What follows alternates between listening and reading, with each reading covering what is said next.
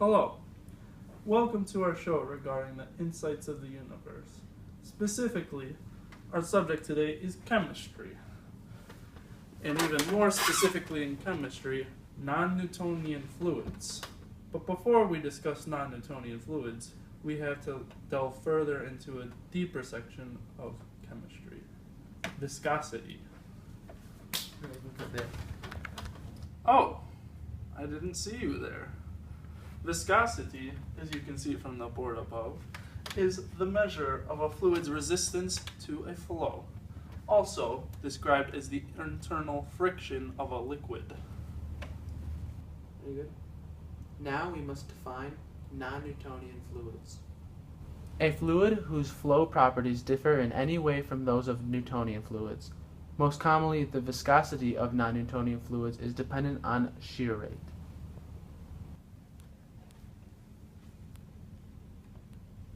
Oh, hello. The next topic we will be discussing is shear rate, which is important in non-Newtonian The rate fluids. at which a progressive shearing deformation is applied to some material.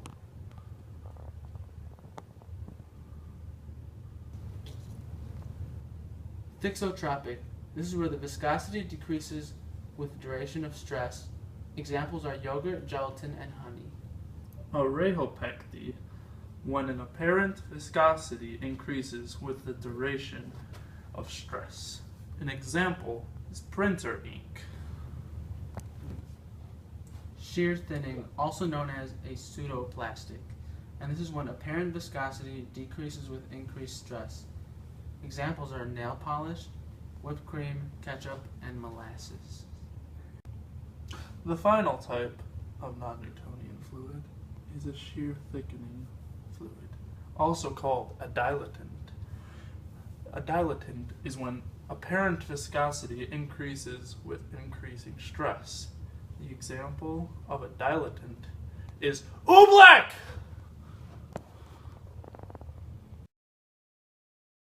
The recipe for OOBLECK is water, cornstarch, and food coloring if you want to have fun. Water in portions of 1 part to 1.5 parts of cornstarch.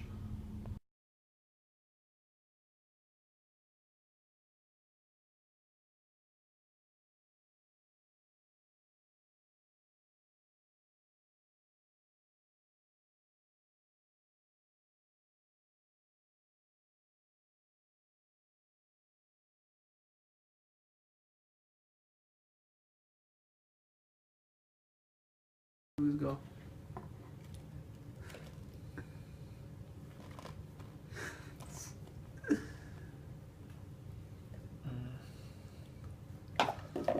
Oh my god, it's a lot of OOBLECK, dude. Okay.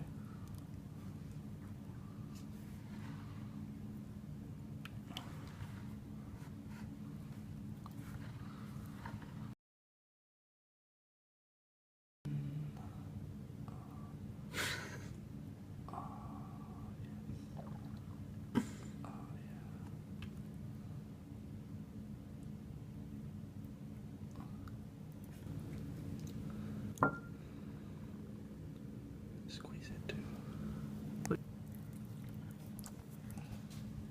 Yeah, that's play with it. No, grab a lot more.